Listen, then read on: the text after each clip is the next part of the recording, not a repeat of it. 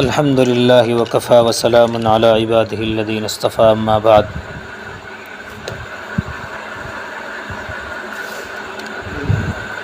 آج جو ہے تفسیر کا ہمارا 5واں سبق ہے۔ بحمد اللہ پچھلے ہفتے سورہ فاتحہ پر گفتگو ہوئی تھی، کچھ باتیں اس میں رہ گئی تھی، وہ انشاءاللہ آج بیان کریں گے، پھر اس کے بعد انشاءاللہ آگے چلیں گے۔ سورہ فاتحہ جو ہے ایک تو قرآن کریم کی سب سے پہلی سورت ہے، لیکن وہ سب سے پہلے نازل نہیں ہوئی۔ سب سے پہلے جو ہے قرآن کریم کی سورہ علق جو ہے اس کی 5 آیتیں نازل ہوئی تھی، لیکن یہ اللہ کے نبی نے ترتیب رکھی ہے، سورہ فاتحہ کو سب سے شروع میں رکھا گیا، لیکن پوری کی پوری سورت نازل ہونے والی پوری سورت جو ایک مرتبہ نازل ہوئی ہے وہ سب سے پہلے سورہ فاتحہ ہی نازل ہوئی ہے۔ اس سے پہلے کچھ الگ الگ صورتیں نازل ہوئی، لیکن ان کی کچھ آیتیں نازل ہوئی تھی، کسی کی 4 آیتیں، کسی کی 5 آیتیں، کسی کی 2 آیتیں، ایسے نازل ہوئی تھی، لیکن سب سے پہلے جو پوری کی پوری سورت نازل ہوئی وہ سورہ فاتحہ ہے۔ سورہ فاتحہ کے بہت سارے نام ہیں۔ سورہ فاتحہ اس کو اس لیے کہا جاتا ہے کہ فاتحہ کے معنی آتے ہیں کھولنے والی، اور چونکہ اللہ نے قرآن کریم کے اندر جو باتیں بیان کی ہیں، جو مضمون بیان کیے ہیں پورے قرآن کے اندر، ان سب کو سمیٹ کر کے جو ہے وہ سورہ فاتحہ کے اندر لا دیا، یعنی کہ پورے قرآن کے اندر جو باتیں ہیں اس کا ایک خلاصہ اور ایک مطلب نکال کر کے چھوٹا سا اس کو سورہ فاتحہ کے اندر رکھا ہے اللہ نے۔ تو اس لیے سورہ فاتحہ کو پڑھنے کے بعد پورے قرآن کا پڑھنا جو ہے انسان کے لیے آسان ہو جاتا ہے اور سمجھنا آسان ہو جاتا ہے، تو اس لیے وہ کھولنے والی ہے قرآن کریم کو، اس لیے اس کا نام رکھا فاتحہ، کھولنے والی۔ دوسرا نام سورہ فاتحہ کا ہے اساس القرآن، یعنی قرآن کی بنیاد۔ بنیاد کہتے ہیں جیسے ہمارے مکانوں کے اندر بنیاد رکھی جاتی ہے، تو بنیاد کا کیا کام ہوتا ہے کہ بھائی بنیاد جو ہے وہ پورے مکان کی ایک جڑ ہوتی ہے، اگر بنیاد مضبوط ہوگی تو پورا مکان مضبوط ہوگا، اور جو پورے مکان کے اندر جو چیزیں لگائی جائیں گی ان سب کے وزن کو اٹھانے والی جو ہے وہ بنیاد ہوتی ہے۔ بھائی مکان کے اندر ہم جو بھی چیز لگائیں گے ان سب کے وزن کو کون اٹھائے گی؟ بنیاد۔ تو اسی لیے پورے قرآن کے جو مضمون ہیں، پورے قرآن کے جو وزن ہیں، وہ پورا کا پورا اللہ نے سورہ فاتحہ کے اندر رکھ دیا، اس لیے اس کو اساس القرآن بھی کہا جاتا ہے۔ اور بہت سارے نام ہیں اس کے، سورۃ الشافی بھی کہا جاتا ہے اس کو، اس لیے کہ اللہ کے نبی کی حدیث ہے کہ موت کے علاوہ ہر بیماری کی شفا جو ہے وہ سورہ فاتحہ کے اندر ہے۔ اس کو پڑھ کر کے آدمی پانی پر دم کر کے پی لے، یا اپنے اوپر ایسے ہی دم کر لے، یا دوسرے کے اوپر دم کر دے، انشاءاللہ موت کے علاوہ ہر چیز کی شفا ہے سورہ فاتحہ۔ اس لیے اس کا ایک نام سورہ شافیہ بھی ہے اور سورہ شفا بھی ہے۔ اور بھی سورہ فاتحہ کی بہت ساری فضیلتیں ہیں۔ ایک مرتبہ حضرت جبرائیل علیہ السلام آپ کے پاس بیٹھے ہوئے تھے، اور صحابہ کرام بھی آپ کے پاس بیٹھے ہوئے تھے، تو ایک بہت کڑاکے کی آواز ہوئی، بہت زور سے آواز ہوئی ہے۔ تو اللہ کے نبی نے حضرت جبرائیل سے پوچھا کہ بھائی یہ کیا ہوا ہے؟ تو حضرت جبرائیل نے بتایا کہ آسمان کا ایک دروازہ کھلا ہے جو اب سے پہلے کبھی نہیں کھلا تھا، یہ اس کے کھلنے کی آواز ہے۔ اس کے بعد پھر حضرت جبرائیل نے فرمایا کہ اس دروازے سے ایک فرشتہ نازل ہوا ہے جو اب سے پہلے کبھی نازل نہیں ہوا تھا، زمین پر اب سے پہلے وہ کبھی نہیں اترا تھا۔ پھر وہ فرشتہ آپ صلی اللہ علیہ وسلم کے پاس آیا اور اس نے آپ کو سورہ فاتحہ جو ہے سنائی، یعنی کہ سورہ فاتحہ وہ فرشتہ لے کر آیا تھا۔ سورہ فاتحہ کے بارے میں یہ بھی آتا ہے کہ سورہ فاتحہ کو اللہ نے اپنے خاص خزانے سے نازل فرمایا ہے۔ ایک سورہ فاتحہ اور ایک سورہ بقرہ کی آخری آیت ہے آمن الرسول سے، جو آخری آیتیں ہیں، تو ایک وہ، یہ دونوں چیزیں اللہ نے اپنے خاص خزانے سے نازل فرمائی ہیں۔ خیر یہاں تک بات سورہ فاتحہ کی مکمل ہوئی۔ اب انشاءاللہ سورہ فلق اور سورہ ناس، سورہ فلق اور سورہ ناس ان دونوں صورتوں کو معوذتین کہا جاتا ہے۔ معوذتین یعنی اللہ سے پناہ مانگنے والی صورتیں۔ جن کے ذریعے سے اللہ سے پناہ چاہی جاتی ہے۔ یہ صورتیں اس وقت نازل ہوئی کہ ایک مرتبہ آپ صلی اللہ علیہ وسلم پر ایک یہودی نے، جس کا نام لبید تھا، منافق تھا، وہ منافق یہودی تھا، یعنی کہ بظاہر مسلمان تھا۔ منافق کہتے ہیں کہ بظاہر کہ دیکھنے میں مسلمان لگتا تھا، آپ صلی اللہ علیہ وسلم کے پاس اٹھتا بیٹھتا بھی تھا اور اپنے آپ کو مسلمان کہتا بھی تھا، لیکن اندر سے وہ جو ہے یہودی تھا اور کافر تھا۔ اس نے آپ صلی اللہ علیہ وسلم پر اور اس کی 2 بیٹیوں نے آپ صلی اللہ علیہ وسلم پر جادو کر دیا تھا۔ اللہ کے نبی پر اس کا اثر ہوا، آپ کو جو ہے بہت کچھ بیماریاں لاحق ہو گئی تھی، جن میں ایک بھول کی بیماری بھی تھی۔ آپ صلی اللہ علیہ وسلم کوئی کام کر کے بھول جاتے تھے، یا پھر کسی کام کو کرنے سے پہلے ہی یہ سمجھ لیا کرتے کہ یہ کام کر لیا، حالانکہ وہ کام ابھی کیا نہیں ہوتا تھا۔ تو اس طرح کی بھول وغیرہ کی بیماری آپ صلی اللہ علیہ وسلم کو اس جادو کی وجہ سے لگ گئی تھی۔ پھر ایک دن آپ صلی اللہ علیہ وسلم نے خواب دیکھا کہ 2 فرشتے آئے، ایک آپ کے سرہانے کھڑا ہوا اور ایک آپ کے پینتی کھڑا ہوا۔ تو وہ آپس میں ایک دوسرے سے بات کر رہے ہیں۔ ایک پوچھ رہا ہے کہ بھائی اس آدمی کو کیا ہوا، تو دوسرا بتا رہا ہے کہ اس پر جادو ہوا ہے، یعنی کہ آپ صلی اللہ علیہ وسلم کے بارے میں وہ پوچھ رہے ہیں۔ ایک پوچھ رہا ہے کہ بھائی کیا ہوا ہے اس شخص کو، تو دوسرا کہہ رہا ہے کہ اس پر جادو ہوا ہے۔ پھر اس نے سوال کیا کہ جادو کس نے کیا ہے، کہا کہ فلاں فلاں آدمی نے کیا ہے، اس کا نام بتایا، اس کی بیٹیوں کا نام بتایا۔ پھر کہا کہ وہ جادو کہاں کیا ہے، کہا تو اس نے دوسرے فرشتے نے بتایا کہ فلاں کنویں کے اندر ہے، فلاں جگہ جو کنواں ہے اس کنویں کے اندر کیا ہے، کہ ایسے ایسے ایک جو ہے کھجور کا ایک دھاگا ہوتا ہے، کھجور کی پتی کا تانت بولتے ہیں جس کو، تانت، اس کے اندر جو ہے آپ صلی اللہ علیہ وسلم کی جو کنگھی کے اترے ہوئے بال تھے، ان بالوں کو لے کر کے اس تانت کے اندر باندھ دیا تھا، اور اس کے اندر جو ہے 11 گرہیں لگا دی تھی، اور اس کے ذریعے سے اس پر جادو کیا تھا۔ تو اس کا اثر آپ صلی اللہ علیہ وسلم پر ہوا تھا۔ تو پھر آپ صلی اللہ علیہ وسلم پر یہ صورتیں نازل ہوئی، اور ان فرشتوں نے بھی یہ صورتیں ایک دوسرے، جب سوال کرتا رہا، ایک نے پوچھا کہ ہاں بھائی کہ وہ جادو کیسے ختم ہوگا، کہ تو دوسرے نے جواب دیا کہ یہ صورت پڑھنے سے جو ہے جادو ختم ہو جائے گا۔ پھر یہ دونوں صورتیں جو ہے انہوں نے پڑھی، اس کے اندر بھی، ان دونوں صورتوں کے اندر بھی 11 آیتیں ہیں۔ انہوں نے، ایک نے بتایا کہ ایک ایک آیت کو پڑھنا ہے، اور ایک ایک آیت کو، ایک ایک گرہ کو اس میں سے کھولنا ہے، اس رسی کو کنویں کے اندر سے نکال کر کے ایک ایک آیت پڑھتے جانا ہے، اور اس رسی کی گرہ کو کھولتے جانا ہے۔ تو آپ صلی اللہ علیہ وسلم نے ایسا ہی کیا۔ ان کی باتوں کو سن کر جب بیدار ہوئے، پھر آپ صلی اللہ علیہ وسلم اپنے صحابہ کو لے کر اس کنویں پر پہنچے، اس کنویں کے اندر سے وہ نکلوایا جو اس کے اندر ڈال رکھا تھا انہوں نے جادو کر کے، اس رسی کو نکلوایا، اور پھر یہ صورتیں جو ہے پڑھی اور اس گرہ کو کھولا، تو آپ صلی اللہ علیہ وسلم صحت یاب ہو گئے۔ دیکھو، جادو کہتے کس کو ہیں؟ جادو کہتے ہیں کہ کوئی ایسا کام کہ جو اچنبھے والا ہو، جادو کہ جس کی کوئی لوجک نہ بنتی ہو۔ مثلا بھائی ہمیں پیاس لگی، اب ہم ٹنکی کے پاس گئے، پانی پیا تو پیاس بجھ گئی۔ اب ظاہر سی بات ہے، اس میں کوئی اچنبھے والی بات نہیں ہے۔ بھائی ہم یہاں سے چل کر گئے ہیں اور وہاں جا کر پانی پیا ہے، تب پیاس بجھی ہے ہماری، ہے۔ لیکن ایسے ہی جیسے ہم یہاں بیٹھے ہوں، میں کہوں بھائی مجھے پانی کی ضرورت ہے، اور فوراً باہر سے کوئی پانی لے کر آ جائے، ہیں، اب اس باہر والے شخص کو کیسے پتہ لگا کہ بھائی مجھے پانی کی ضرورت ہے؟ تو یہ اچنبھے والی بات ہوئی، یہ اچنبھے والی بات ہوئی۔ تو ایسی چیزوں کو جادو کہتے ہیں کہ جس میں آدمی حیران رہ جاتا ہے۔ دیکھو، یہ اسباب ظریفہ میں سے ہیں، اس کا اثر بہت کم ہوتا ہے۔ ایسی چیزوں کا اثر ہوتا تو ہے لیکن بہت کم ہوتا ہے، اکثر نہیں ہوتا، کبھی کبھار ہو جاتا ہے۔ دیکھو، اسباب جو ہیں وہ 3 طرح کے ہوتے ہیں، 3۔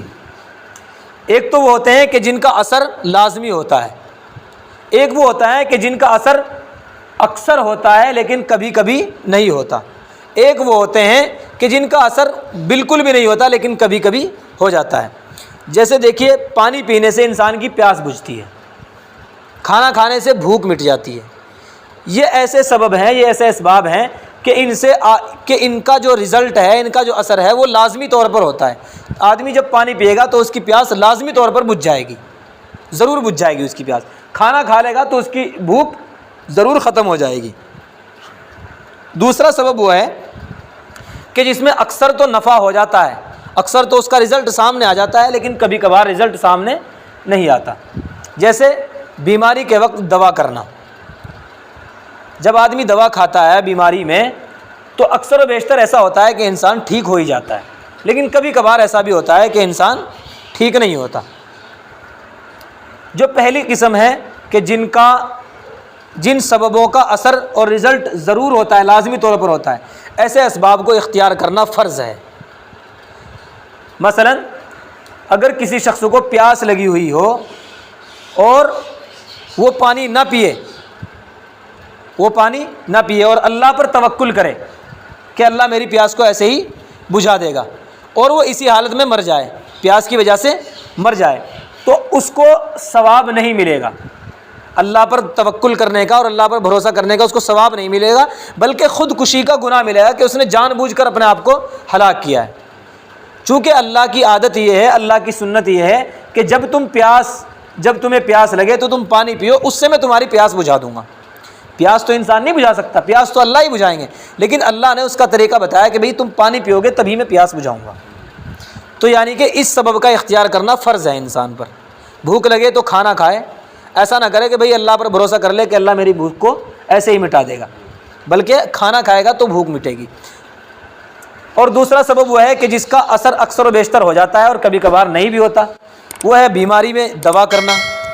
تو دیکھو یہ عمل سنت ہے، یہ سبب اختیار کرنا سنت ہے۔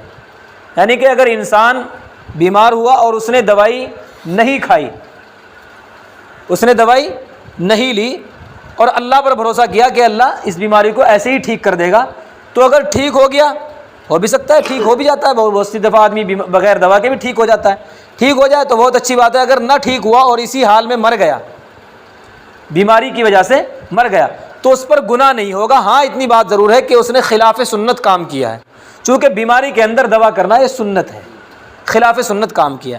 اور تیسرے سبب جو ہیں وہ یہ ہے کہ جن کا اثر بالکل بھی نہیں ہوتا لیکن کبھی کبھار ہو جاتا ہے، وہ ہے جادو ٹونا وغیرہ۔ ان کا اثر کبھی نہیں ہوتا، جادو وغیرہ کا کوئی اثر نہیں ہوتا، لیکن کچھ نہ کچھ اس کے اندر اثر ہے، اللہ نے کچھ نہ کچھ اثر اس کے اندر رکھا ہے۔ حدیث اور قرآن سے یہ بات ثابت ہے، لیکن بہت ہلکا پھلکا سا اثر ہوتا ہے۔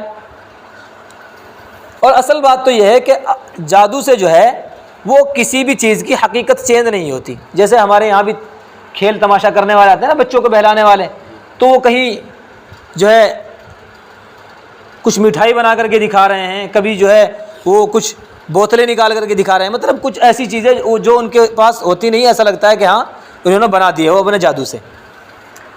تو دراصل یہ جادو جو ہوتا ہے یہ ایک ٹیکنیک ہوتی ہے، بس ایک ٹرک ہوتی ہے اور ٹیکنیک ہوتی ہے، ہاتھ کی صفائی ہوتی ہے۔ جادو دراصل کچھ نہیں ہوتا، اس طرح کا جادو یہ کچھ نہیں ہوتا، یہ صرف ایک ٹرک ہوتی ہے جو انہوں نے سیکھی ہوئی ہوتی ہے اور ان کی ہاتھ کی صفائی ہوتی ہے۔ اس بات کا پتہ ہمیں ایسے چلتا ہے کہ دیکھیے جب حضرت موسیٰ علیہ السلام کا فرعون کے جادوگروں کے ساتھ مقابلہ ہوا اور انہوں نے رسیوں کے سانپ بنا دیے، تو قرآن نے کہا کہ انہوں نے بہت بڑا جادو کیا۔ قرآن نے خود یہ کہا، اب دیکھو جب قرآن جس جادو کو بڑا جادو کہہ رہا ہو تو کتنا بڑا جادو ہوگا۔ جس جادو کو قرآن بڑا جادو کہہ رہا ہو، بسحر عظیم، وجاؤ بسحر عظیم کہا قرآن نے کہ انہوں نے بہت بڑا جادو کیا، تو کتنا بڑا جادو ہوگا۔ لیکن پھر قرآن کریم نے دوسری جگہ یہ ارشاد فرمایا، یہ بھی کہا ہے کہ ان کے جادو کی وجہ سے لوگوں کو ایسا لگ رہا تھا کہ رسیوں کے سانپ بن گئے۔ یہ نہیں کہا کہ رسیوں کے انہوں نے سانپ بنا دیے اپنے جادو سے، بلکہ یہ کہا کہ لوگوں کو ایسا لگ رہا تھا۔ اس کا مطلب یہ ہے کہ دراصل حقیقت میں وہ سانپ نہیں بنے تھے، بلکہ لوگوں کی نظر میں انہوں نے ایسا کچھ وہ کیا تھا کہ لوگوں کو ایسا لگنے لگا تھا جیسے وہ سانپ بن گئے۔ تو اس کا مطلب یہ ہے کہ جادو جو ہے وہ اصل میں کچھ نہیں ہوتا، وہ صرف ایک ٹرک ہوتی ہے جس کے اندر اثر بہت کم ہوتا ہے، اور اس سے حقیقت چینج کبھی نہیں ہوتی۔ چونکہ اگر ہم یہ مان لیں کہ ہاں بھائی جادو سے حقیقت چینج ہو سکتی ہے، حقیقت چینج ہونے کا کیا مطلب ہے کہ وہی رسی کا سانپ بنا دیا کسی نے ہے، تو اسی چیز کسی بھی چیز کا کوئی چیز بنا سکتا ہے، انسان کا گدھا بنا دے کوئی ہے، گدھے کا کوئی انسان بنا دے ہے، تو اگر ہم یہ مان لیں کہ ہاں بھائی جادو سے کسی چیز کو چینج کیا جا سکتا ہے، جیسے وہ دیکھا ہوگا کہ وہ جو کھیل دکھانے والے آتے ہیں جادوگر، وہ جو ہے 1 روپے کے 2 بنا دیں، یوں چٹکی ماری 1 کے 2 بن گئے ہیں، 2 کے 4 بن گئے ہیں۔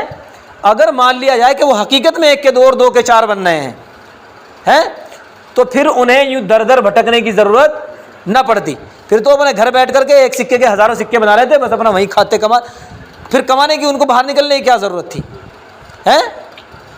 بھائی؟ ہندوستانی پیسے کو اٹھا کے جو ہے امریکہ کا پیسہ بنا دیتے، جو یہاں کا 1 روپیہ وہ وہاں کا 1 روپیہ یہاں کے 100 روپے برابر ہے، اپنے یہاں کے 1 روپے کو وہاں کا 1 روپیہ بنا لیتے ہیں، کرنسی چینج کر دیتے، لوہے کا سونا بنا لیتے ہیں، مطلب پھر کچھ بھی ہو سکتا تھا۔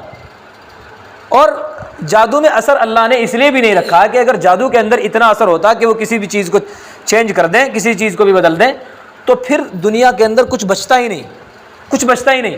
بھائی میرے پڑوسی سے مجھے کوئی دقت ہے میں تو فوراً 2 جادوگر بلوا کے اٹھوا دیتا اسے، مروا دیتا اس کو، اس کی زمین اس کے کاغذات اپنے نام کروا دیتا، تو مطلب دنیا کا نظام ہی ترم برم ہو جاتا ہے۔ کوئی سرکار ہے، کوئی ظالم سرکار ہے، تو اپوزیشن والے اپنا 2-4 جادوگر بلوا کے اپنا سرکار پلٹوا دیتے ہیں ان کی۔ تو بات یہ ہے اصل میں کہ جادو کے اندر اثر نہیں ہوتا، ہاں کبھی کبھار ہو جاتا ہے، کبھی کبھار جادو کے اندر اثر ہو جاتا ہے۔ جادو کا اثر ہوتا اس طریقے سے ہے کہ دیکھیے یہ جو جادوگر ہوتے ہیں نا، یہ اصل میں کچھ جادوگر، کچھ تو ہاتھوں کی صفائی ہوتی ہے، اکثر و بیشتر تو ہاتھ کی صفائی ہوتی ہے، لیکن جو جادو جن کے اندر اثر ہوتا ہے کچھ تھوڑا بہت، وہ کچھ اس طرح کے ہوتے ہیں کہ لوگ جنوں کو خوش کر کے اپنے کچھ نہ کچھ تابع کر لیتے ہیں، کچھ نہ کچھ اپنی بات ان سے منوانے لگتے ہیں۔ اور جنوں کو، شیاطین کو خوش کیسے کرتے ہیں بھائی؟ مطلب اتنی گری ہوئی حرکت کرتے ہیں، اتنا گندا کام کرتے ہیں، اتنا گندا کام کرتے ہیں کہ جس سے شیطان خوش ہو جاتا ہے۔ مثلا ناپاکی سے قرآن لکھنا، خون سے قرآن لکھنا، پیشاب سے قرآن لکھنا، کتنا گندا عمل ہے۔ تو یہ لوگ ایسے ایسے کام کرتے ہیں۔ یہاں تک کہ جادوگروں کے بارے میں اگر آپ ریسرچ کرو، کھوج کرو اور ان کی چھان بین کرو، تو یہ کمبخت گو کھانے میں بھی پرہیز نہیں کرتے، شیطانوں کو خوش کرنے کے لیے گو بھی کھاتے ہیں، گو بھی کھاتے ہیں۔ اور جب ان کی آپس میں بحث اور لڑائیاں ہوتی ہے نا، تو اس بات پر نہیں ہوتی کہ ہاں تیرے پاس کتنا مال ہے، تیرے پاس کیا، اس بات پر ہوتی ہے کہ ہاں بتا تو کتنا گو کھاتا ہے، کہ اتنا کھاتا ہوں، ارے میں تو اتنا کھاتا ہوں۔ تو ایسے ایسی ان کے اندر، تو یہ شیطانوں کو اور جناتوں کو خوش کرنے کی بات ہوتی ہے۔ جب شیطان اور جنات ان سے خوش ہو جاتے ہیں، پھر جو ہے یہ ان کو جو ہے کچھ نہ کچھ نشان جو ہے کوئی علامت بتاتے ہیں، جیسے 2 آدمیوں کے پتلے بنا لیے، ایک آدمی کا پتلا بنا لیا، 2 آدمیوں کے پتلے بنا لیے، ان کی کچھ شکل و صورت بنا دی ان کی، اس کے اندر سوئیاں لگا دی، تو ان شیطانوں کو اس سے ایک میسیج ملتا ہے کہ بھائی یہ آدمی، اس شکل کا جو آدمی ہے، اس آدمی کو اس طریقے سے پریشان کرنا ہے کہ اس کے بدن کے اندر سوئیاں سی چبھیں۔ تو پھر وہ جو ہے ان جادوگروں کی بات کا جب میسیج ان کے پاس پہنچتا ہے، شیطانوں کے پاس، تو پھر سامنے والے بندے کو، جس بندے کے لیے وہ کرتے ہیں جادو ٹونا، تو اس بندے کو جا کر اسی طریقے سے پریشان کرتے ہیں۔ لیکن وہ جب کرتے ہیں جب سامنے والوں کے دیکھتے ہیں کہ ہاں بھائی یار یہ بھی ایمان کا کچا ہے، لیکن اگر آدمی ایمان کا پکا ہو تو پھر وہ اس کو بھی ٹچ نہیں کرتے، پھر وہ بات مانتے ہی نہیں ہیں جادوگر کی بھی، لیکن کبھی کبھار مان لیتے ہیں جب دیکھتے ہیں آدمی سامنے والے کو کہ ہاں یار یہ تو جادو ٹونے پر بھروسہ کرتا ہے۔ جب آدمی جادو ٹونے پر بہت زیادہ بھروسہ کرنے لگتا ہے تو پھر جو ہے اس کے ساتھ میں اسی طرح کی چیزیں ہونے لگتی ہیں۔ ایک واقعہ میں ایک لکھا ہے ایک بزرگ کے بارے میں کہ کسی گاؤں کے اندر ایک بزرگ کا مزار بنا ہوا تھا، قبر۔ تو وہاں یہ تھا معاملہ کہ اگر کوئی اس قبر کے پاس لیٹ جائے نا، تو وہ بزرگ ان کو لات مارتے تھے، جن کی وہ قبر تھی، وہ بزرگ اس کو لات مارتے تھے، اتنی زور سے لات مارتے تھے کہ وہ قبرستان کی دیوار پر لگتا تھا جا کر کے، لڑکتا لڑکتا۔ اچھا، تو وہاں 2 مولوی پہنچ گئے، ان کے سامنے بھی یہ بات ہے کہ بھئی یہاں اس طرح کا ایک مزار ہے اور وہاں اس طرح کا حادثہ ہوتا ہے، بھئی اگر کوئی بھی وہاں لیٹ جائے ان کی قبر کے پاس تو اس کو لات مار کے جو ہے دور بھیج دیں۔ تو کہا بھئی چلو دیکھتے ہیں ہم بھی۔ وہ گئے تو انہوں نے کہا کہ دکھاؤ بھئی کیا معاملہ ہے۔ تو لیٹا وہاں آدمی اس کے پاس قبر کے پاس. تو وہ کہتے ہیں کہ بھائی ہم نے اپنی آنکھوں سے دیکھا کہ واقعی اس کو لات لگی, مطلب ایسا محسوس ہو رہا تھا کہ بھائی یہ اپنی طرف سے نہیں کر رہا, ایسا لگا کہ ہاں بھائی واقعی اس کو لات لگی اور یہ جا کے دور لگا. دوسرا لیٹا, اس کے ساتھ بھی ایسا ہی ہوا. 2-3 آدمی ان کے سامنے لیٹے, ان سب کے ساتھ ایسا ہی ہوا. تو انہوں نے کہا کہ چلو میں دیکھتا ہوں لیٹ کر کے. بھئی عالم تھے ماشاءاللہ, ایمان کچھ نہ کچھ اللہ نے ایمان دے رکھا تھا ان کو, مکمل تو ایمان کس کا ہو کس کا نہ ہو بھئی کوئی بھی دعویٰ نہیں کر سکتا. تو وہ کہتے ہیں کہ بھئی ٹوٹا پھوٹا ہمارا ایمان تھا, ہم لیٹے اس قبر کے پاس جا کر کے, تو الحمدللہ ہمارے ساتھ ایسا کچھ بھی نہیں ہوا, ایسا کچھ بھی نہیں ہوا. تو وہ عالم کہنے لگے کہ بھائی مجھے یہ تو بتاؤ کہ بزرگ جن کی یہ قبر ہے, کہ بزرگ تو اپنی زندگی میں کسی کو لات نہیں مارتے, یہ مرنے کے بعد لات مار رہے, کہ یہ شیطانی اثر ہے, یہ شیطانی اثر ہے, تاکہ لوگوں کو, شیطان جو ہوتے ہیں یہ جنات, یہ کوئی بھی ایسا موقع ہاتھ سے جانے نہیں دیتے جس میں انسان کا عقیدہ خراب کیا جائے. اب وہ آج لاتے پڑوا رہے تھے وہاں لوگ باغ, کل کو بنا وہیں سجدے کرنے شروع کر دیتے ہیں. ہاں بھائی یہ تو بہت پہنچی ہوئی ہستی ہے, یہ تو یوں ہے وہ ہے, یہاں تو اثر ہے یوں ہے, کل کو وہیں سجدے کرنا شروع کر دیتے ہیں. تو بت پرستی شروع ہوگی تھی وہیں سے. تو مطلب شیطان کوئی بھی ایسا موقع اپنے ہاتھ سے نہیں جانے دیتے کہ جس سے انسان کا عقیدہ خراب ہو. تو وہ کہتے ہیں بزرگ, وہ مولانا کہنے لگے کہ بھائی اگر یہ بزرگ اللہ والے لات مارتے تو پھر یہ تو بتاؤ کہ ان کو نہلایا کیسے تھا؟ نہلاتے ہوئے لات نہیں ماری انہوں نے, جب یہ مرے تو نہلاتے ہوئے تو لات مار سکتے تھے, پھر تو لوگ نہلاتے ہی ڈرتے لوگ میت کو, کیا بھائی لات بھی مار سکے. اور پھر اگر ان کے اندر لات مارنے کی ہمت ہوتی ہے تو پھر بھائی ان کو نہلایا تو کسی اور نہیں ہوگا جب یہ مر گئے تھے. بھائی آدمی دوسرے پر زندگی میں کبھی دوسرے کو کہتے بھائی چل مجھے نہلا دے, کبھی نہیں آدمی, مطلب اس بات کو گوارا نہیں کرتا آدمی. تو اتنا گندا کام کیسے کر لیتے دوسرے کو, خود کم سے کم نہا تو لیتے اگر ان کے اندر کچھ طاقت ہوتی. تو کہا کہ بھئی یہ شیطانی اثر ہے, شیطان یہ کام کر رہے ہیں. تو پھر انہوں نے لیٹ کر دیکھا اس قبر پر, تو ان کو کچھ نہیں ہوا الحمدللہ. ایک دوسرے ماں تھے جو ان کے ساتھ, وہ لیٹے, ان کو بھی کچھ نہیں ہوا. پھر اس کے بعد انہوں نے انہیں لوگوں کو لیٹایا جن کو پہلے لات پڑی تھی, ان کو لیٹایا بھائی تم لیٹ کے دیکھو, پھر الحمدللہ ان کو بھی کچھ نہیں ہوا. تو یہ شیطان بھی مطلب وار کرنے سے پہلے دیکھتے ہیں کہ بھائی سامنے والا کا ایمان کیسا ہے, سامنے والے کا اللہ پر اور جو ہے ان چیزوں پر ایمان کیسا ہے, اللہ پر ایمان پکا ہے یا نہیں ہے, یا پھر ان جادو ٹونوں پر ایمان ہے. تو یہ جادو کی کچھ تھوڑی بہت بات ہوئی تھی. انشاءاللہ اگلے ہفتے جو ہے ہم سورہ فلق اور سورہ ناس کی تفسیر بیان کریں گے. یہ جو باتیں تھیں یہ اسی کے تعلق سے تھی, چونکہ جادو کے سلسلے میں یہ صورتیں نازل ہوئی تھی. ان صورتوں کو جو ہے رات کو لیٹتے وقت جو ہے آپ صلی اللہ علیہ وسلم پڑھ کر کے اپنے ہاتھوں پہ دم کر کے ہاتھ کو بدن پر پھیر لیا کرتے تھے. ہمیں بھی ایسا کرنا چاہیے, چونکہ ان صورتوں کے اندر ایسی چیزوں سے ہی پناہ مانگی گئی ہے, رات کے اندھیرے سے, جنات سے, شیاطین سے اور انسانوں کے شر سے, مطلب ہر چیز کے شر سے.